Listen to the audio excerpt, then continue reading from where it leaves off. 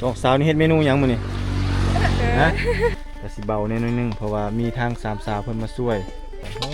คักหลายเข้าสามัคคีนำไปเฮากินข้าวเช้าแล้วเฮาจังค่อยเฮ็ดเวียกต่อ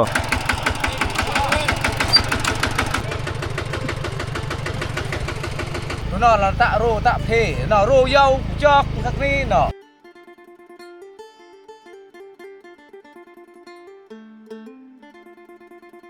มื้อนี้ฮะโอ้สิครัวพักบ่ไผสิเป็นเซฟมื้อนี้ฮะบ่ฮู้ละ บ่ฮู้ครัวพักใส่หยังมื้อนี้ ใส่ชิ้นหมู ชิ้นหมูเนาะเมนูมื้อนี้สามสาวสิจัดครัวพักใส่ชิ้นหมูให้ทีมงานสร้างแล้วเฮากินแล้วก็จังสิค่อยไปคนดินมาถมเนาะครัวพักใส่ชิ้นหมูทางนี้ซอยชิ้นเหรอบ่เสียงบ่เฮ็ดกินนี่สร้างบ่โอ้นายสร้างให้กินเองบ่นี่นี่กำลังคั่วซีนหมูทางนี้เตานี่เตาธรรมชาติพี่น้อยธิดาบบได้แล้วธิดาเอาเลยมันฮ้อนๆจังแซ่บบ่ให้อายมันหมดหลายอายมักแบบให้มันมีอายพร้อมตัวคันเย็นแล้วมันสิบ่แซ่บเสียรสชาติ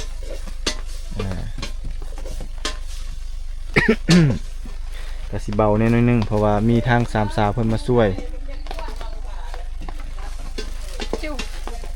ได้บ่ฮ้อนบ่đấy bỏ phăng nè โอเคเดือกอ๋อติบหนึ่งโอเคแล้วข้าวเย็นบ่ข้าวเย็นไว้ถ้าอุ่นเนาะบ่หมดดอกอันนี้กันให้อุ่นเนาะโอเคเมนูมื้อนี้สามสาวจัดไปเลยเป็นพี่เลี้ยงเป็นไอเลี้ยงเนาะในเสียงเฮ็ดกินอันนี้แหละมันก็สิ6ในนึงเนื่องจากว่าฟ้าฝนพี่น้องเอ้ยฝนตกเนาะเบิ่งอากาศคือสิแม่นมดมืออยู่มื้อนี้ครึมๆนั่นนี่เมนูเบาๆมื้อนี้เนาะโอ้ส้มพักนี่ถึกใจแล้วนี่ส้มพักนี่ส้มคักอันนี้แล้วนี่ได้ไปโทกน้ำมันออกเนาะนี่เนาะนี่น้ำส้มพักนี่ถ้าเจ้ามากินส้มนะสามสาวน้ำส้มพักนี่บ่เคยกินบ่ต้องของแท้เลยนะผมแม่นนะของปลอมของแท้ส้มจี๊ดเลยนะส้มแท้หรอพวกนี้โอ้โหกายว่ากินบ่ได้อีกพุ่นละเมนูวันนี้จัดไปเลยจ้างเฮาต้มผักเห็นผักต้มผักโนละเฮ็ดจัดใครแต่ว่าสร้างเฮานี่ก็บ่แม่นเป็นแต่เฮ็ดเฮือนเนาะเฮ็ดอยู่เฮ็ดกินเป็นหมดครบสุดเป็นได้ทุกอย่างเนาะทางนี้ซอยผักเกียนท่าให้สร้างตัวนี้มะเพ็ดมันใส่หรอวะบ่ได้ใส่บ่มะเพ็ดเผ็ดดิบเนี่ยยังแซ่บซอยน้องสาวล่าหยุดเอาตัดสำไหนก็ได้โอเคสนิทป่ะสำนั่นแหละโอ้คักหลายมีสามสาวเม็ดช่วยสะดวกสบายกำลังใจที่ดีไปเด้อแต่งอยู่ครัวกินน้ำกันแล้วได้ถ้าเจ้าก็ได้โมแมนได้สิมือได้เฮ็ดแล้วเฮ็ดแล้วสิมือบ่ได้ติกินน้ำกันเนาะต้องเข้าสามัคอายบ่สิอายให้ยัง3คนบ่ได้อายแล้วบ่อายเลยติบัดนี้เนาะตลกแล้วตลกเลยเนาะตลกจนได้สร้างหายได้สั่งตาหายสั่งตาบ่หายอย่าต้มข่ายผูกตาน่ะโอเคปักโยกเลยในเรื่องมีผ้าขาดเนาะมาเซ็ตเนาะตัวนี้ยาละมันบ่มีกระยาเอาเป็นดิอันนี้ปะใส่นี้ใส่ถ้วยนี้ใส่บัดเนี่ยใส่มันเลยใส่เลยหัวพวกบัวก็ใส่ลงเลยใส่ก่อนจังเลย หลังยันมาชุก โอเคมาเอา ใส่ขมือ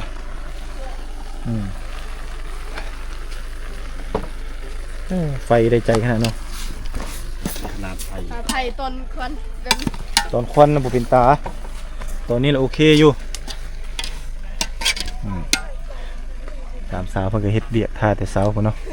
เรียบร้อยแล้ว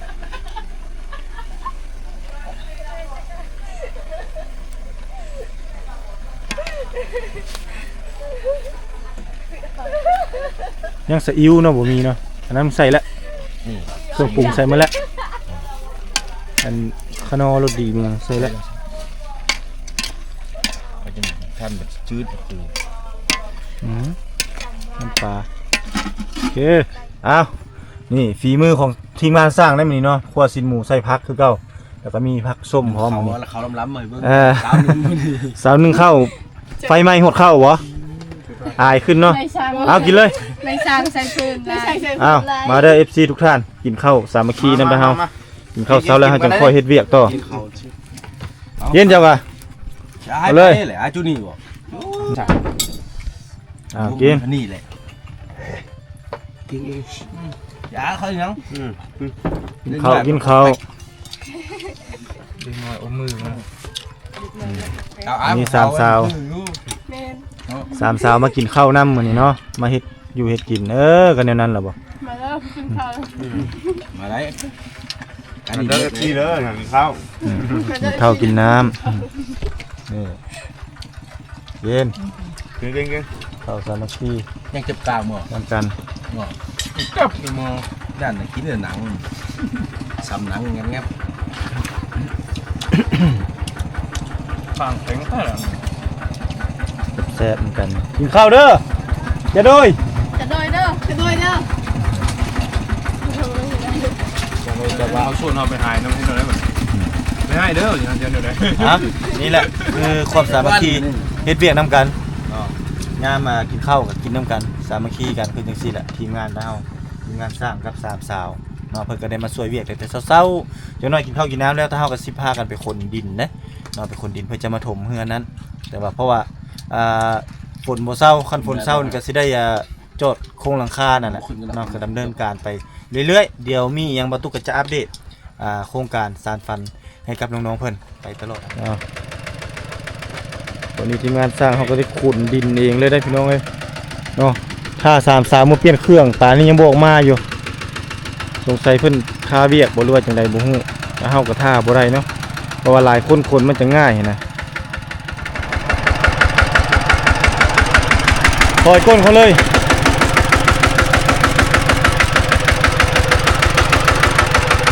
กลับมา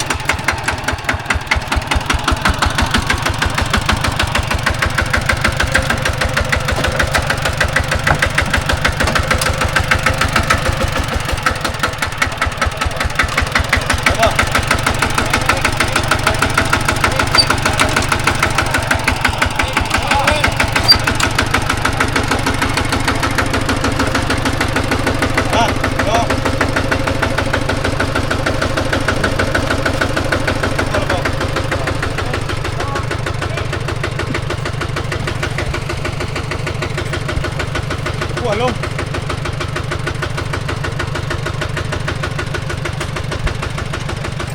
หัวลงยกหัวยก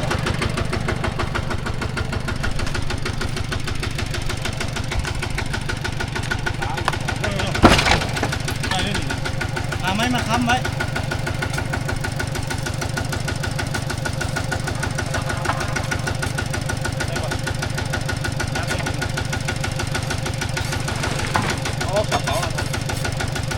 ขั้นขึ้นยังโยมนี่ดูขึ้นเหยียบสดไหมมันยก เอามาโยนใส่ เงียบรถ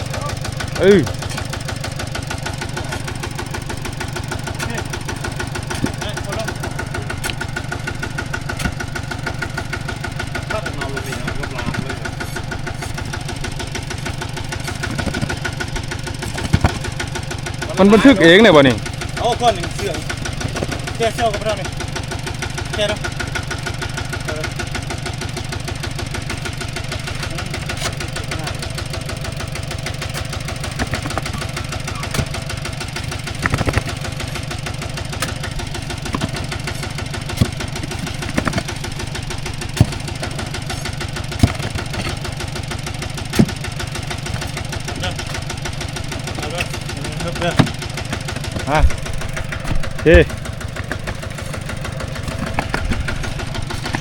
บ่เท่าเพิ่น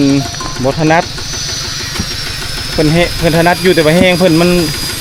บ่พอเนาะในการเลี้ยวรถกับบ่ตีเพิ่นดอกแต่บ่ตุกสิไปครับถ้าบ่มีคนจับกล้องเนาะเฮาจะบ่ฮู้เหตุการณ์แต่ละเหตุการณ์วันนี้ถ้าใจทีมงานสร้างทีมงานสร้างกับค่าเบี้ยแต่ละคนก็มีเบี้ยหมดกำลังเริ่มตัดแล้วก็ที่ขึ้นจอดในด้านเทิง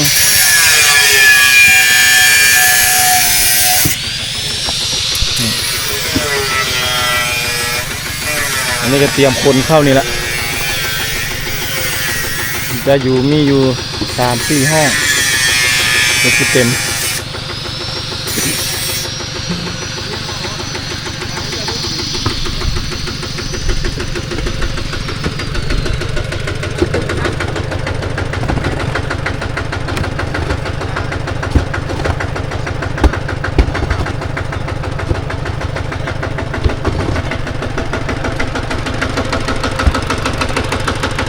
นี่คือโครงการโปรเจกต์ของเราเตรียมขึ้นโครงแล้วอันนี้ก็กำลังสิเกาดินนี่พี่น้องให้ผู้เฒ่าขับรถอีกเนาะคิดว่าจังใดนี่ละโครงการเฮาก็ถือว่าเริ่มเป็นหูเป็นห้างทีมงานสร้างก็กำลังเห็นเลย3 คนเนาะจะจอดเป็นสร้างจอดทางด้านเทิงผู้หนึ่งตัดอยู่ทางด้านลุ่มสร้างกับสร้างตาจะขึ้นไปจอดเล็กทางด้านเทิงแล้วก็อีก2 คนพากันไปคนดินเพราะว่าดินเฮานี่มันบ่มีเพราะว่าไกลจากบ่อนที่เขาเจ้าไปขุดไปเอานะเฮากับบ่ฮู้บ่อนไปเอาเพื่อจะมาถมให้มันเต็มนั่นเนาะก็เลยขอนะเพิ่นนี่อยู่ใกล้ๆนี่แหละเนาะใกล้ๆก็จะมีห้านหลังหนึ่งอยู่นี่มีเฮือนเป็นเฮือนนี่เขาเจ้ากำลังตั้งห้านเขาเจ้าเลยให้เอาดินบอนนี้แล้วเราก็เลยได้มาขุดเอาดินโคลนเขาเจ้าให้ขุดเอาพี่น้องอันนี้คือจุดที่เราออกมาเอาดินพี่น้องก็คือยังว่านี่เลยเนาะมันบ่มีคนขายเราก็ต้องได้ขอดินจากชาวบ้านใกล้ๆนี่แหละเขตนี้เนี่ยแล้วก็ต้องได้มาสวนเอามาสวนกับสวนใส่รถไถเนี่ยมีแต่2 คนเนาะสวนนี่กันนี่บอนนี้ก็คือบอนที่เราเอาดินที่จะไปถมเฮือนบอนเฮือน3 สาวเราจะอยู่ทางพุ่นไกลกันหลายเติบพี่น้อง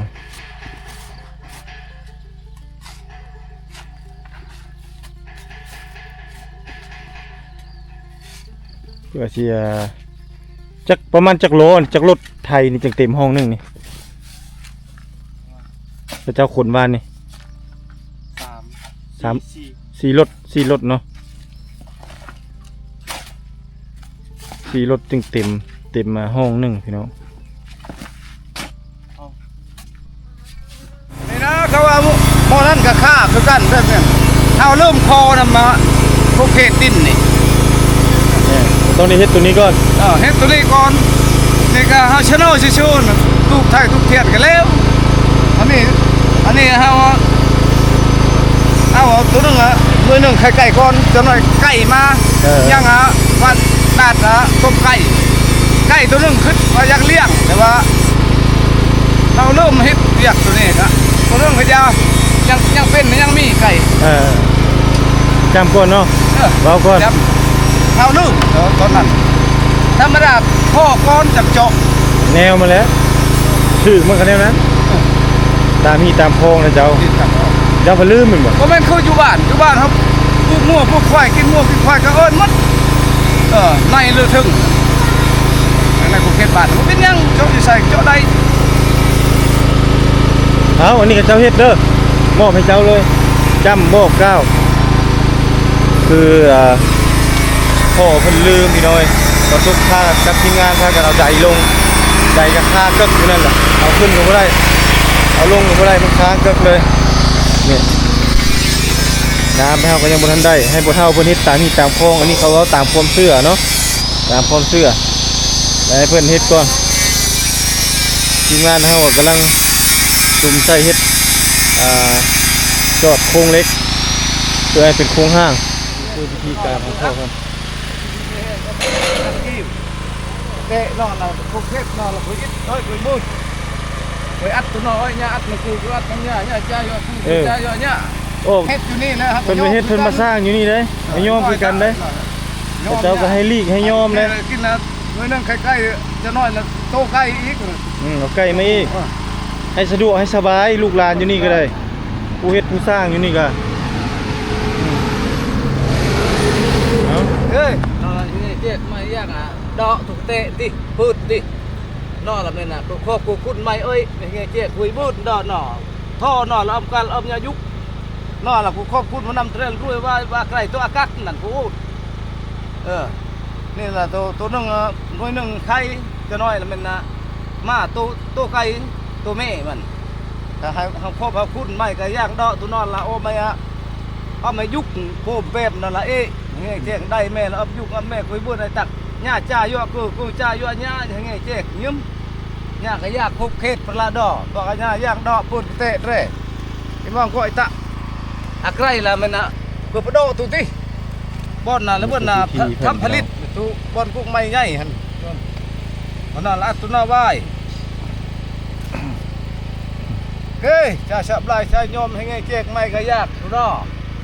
มวยไหนยากหันไหลหันโลโมละตาปืนเร่น่ะละกูเช่ไอ้อัดตัวน่ะอ้อยเฮตะก็โลโอก็รบเฮ็ดเชี่ยวเฮ็ดห้อยเอามาพอเอามาบุ้งกลัวมาเรื่องเฮตะก็โลโอก็รบยังไงเจ๊กยากอะยากตุกเตะเนาะยากควงเข็ดกระเจ็ดปึ๊ดเป็นแรกของกระโดดหัวลงปุ๊ดแต่แล้วบนน่ะตะยาอัดโอชิลึกกูกูจ้าลีจ้ารวยตัวนอกกูเจ็ดไปนอกเป็นแรกหลักหัวเบ้าเนี่ยกูเข็ดเนาะที่มวยตับนอหลับมุกลมได้รวยไว้กูครอบกูคุณมาบ้าเองเด้มายากชื่องานร้อยแต่ญาติมาจะให้เจ๊กเราครอบคุณเอ้ยยากตุกเตะเนาะยากควงเข็ดกระเจ็ดปึ๊ดเนาะอัดตุเร่กูปลอบโดอัดจิกูน้อยแล้วมันกูปลอบยอก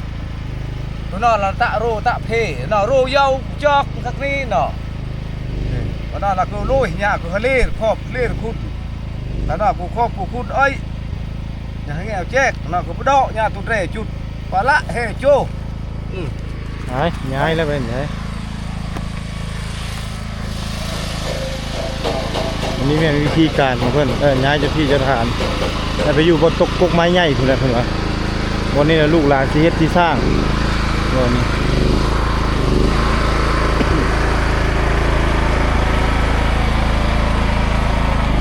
โอน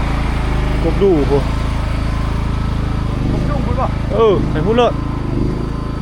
เอาไว้ให้มันใกล้เนาะ แถ วนี้บางเธอก็ยังอยากเฮ็ดอยากท นี่ไงเฮ็ดจากสร้างอยู่จนได้สิซูนเพิ่นเรียกเพิ่นบ่ได้ได้ขอบเขตนี่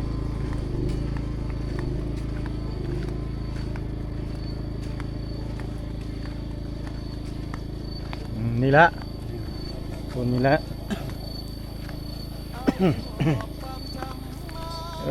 โอ้คักงามบ่นี่ ำครับ โอ้มามเอา นี่แหละคำควันนะช่างเฮ็ดนี่แหละควาย ช้างกับควายเนาะ ช่างกับควาย อันนั้นแหละเลี้ยงตัวนั้นอันนี้เลี้ยงอันนี้ อันนี้ บีโบ บีโบภาษาเฮาอ่ะ บีโบ เป็นตัวแทนคน ตัวแทนของคน ตัวแทนคน เฮ็ดเป็นบีโบ เป็นโบหูห่างมันนะ เอา เฮ้ยนอนละอย่าให้เจ๊กเงียบหน้าอยากอะไรโลมอลตานบ่ใจช่วยพระบ้าพระดอยากดินดอนทนหญ้านอนละตัวน้อยกูโดหญ้า ให้มันอยู่ ตัวน้อยละแล้วมันกูก็ลุ้นกูทำผลิตตัวน้อยตุนเร่ละยายุรวายอะไกรนอนมันกลมเร่อะไกรละกัดนั่นไกรต่ออ้อยอะกัดละกูโอนหญ้าจ้าชาหญ้าจ้ายั่วกูจ้ายั่วหญ้าให้ไงเจ๊กจักไม่นั่นละกระเจี๊ยบให้ไงเจ๊กเงียบไอ้พึ่งพาใช่หญ้ากี่อ้อยอัดตัวตาหญ้าจ้าตัวกรูปหญ้ารูปปลอกเลยแนงเลยเบอร์นั่งปากหม้อปากอันกลือหม้อกลือกี้ให้ไงเจ๊กหญ้ากะยากพระดออิดลงเป้งเล่งไตนอจิ้มนอกะตะเวียกตัวนอละเน่าปลอพักลัดปลอไรตะไก่ช้อนลุงโฮติอนุญาตให้พวกนี้เฮ็ดกับเพิ่นเฮ็ดบ่เฮ็ดกะยัน เพิ่นนั่นแหละมาเฮ็ดมาสร้าง เพิ่นเลยมาเฮ็ด เพิ่น มาสร้าง คำสั่งผู้เฒ่าแกสอน แม่น บ่ พว ได้ กนี้ บ่ได้ พวก เฮา นี้ เด้ เป็นแต่กรรมกรเขากรรมกรของไก่ช้อนลุงโฮติหิม้อยตะต่อไปเนาะชะเนาะชาเฮิบเนาะตะกะนุ่นเนาะเลยบ่โอนมานำรวยบ่คือกูโอนกูครอบคุดหญ้า จักไม่แร่จักดอกดอกนั่นล่ะอย่ายุบนั่นล่ะคู่เฮ็ดปึดดอกตัวนอเอ้ยอย่าอัดตัวนอให้ไงเจ๊กยากคู่เฮ็ดนอต้องเลยเพลนี่นี่ดูยากโลกยากไหลนั่นล่ะมุกล้องเร่นรวยนะบายอย่าชักอย่าเฮ้ยไปย่อเช็ด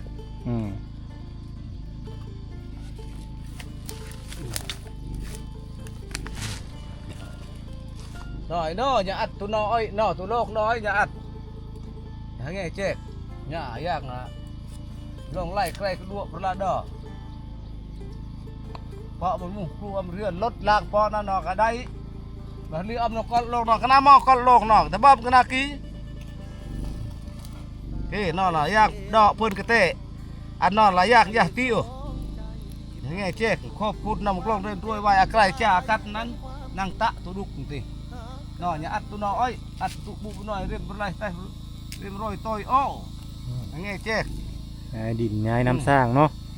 นางน้อยธรณี นี่นอนยังไงเจ๊กนอนล่ะ ย้ายมาอยู่บนไม้ ด้วย เนาะ ฮะจุดดังงาตั้งไงดอนห่อนอนเจ็บจุดีที่จุดตุ้ยพูดเนี่ยตุกเต็มเอ็มพน่าเสร็จแล้ว หมดเนาะโอเคแล้ว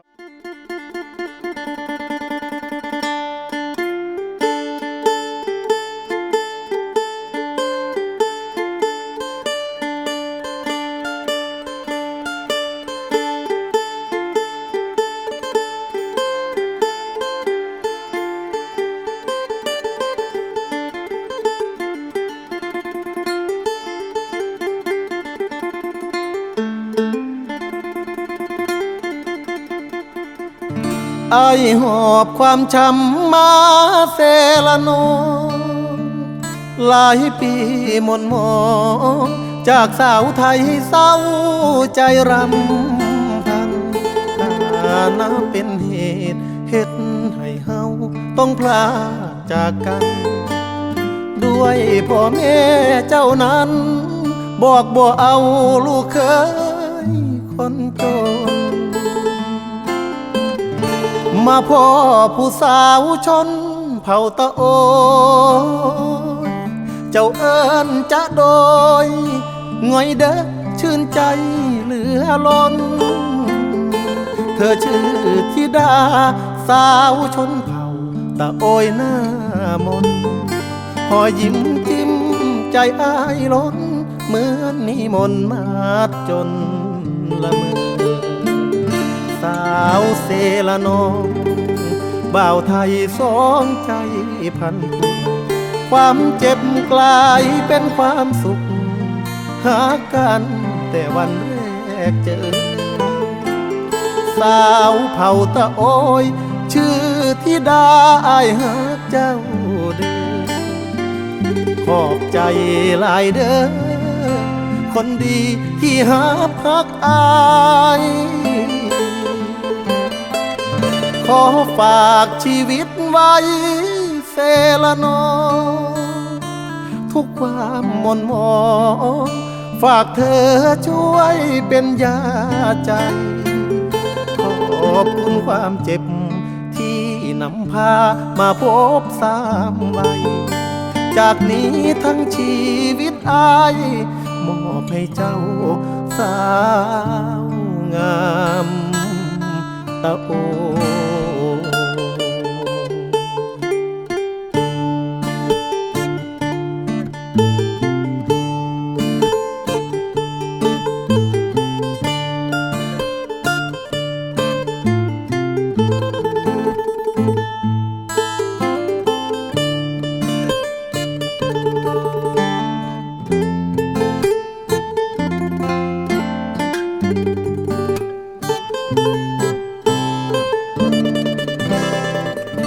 สาวเซละน้อง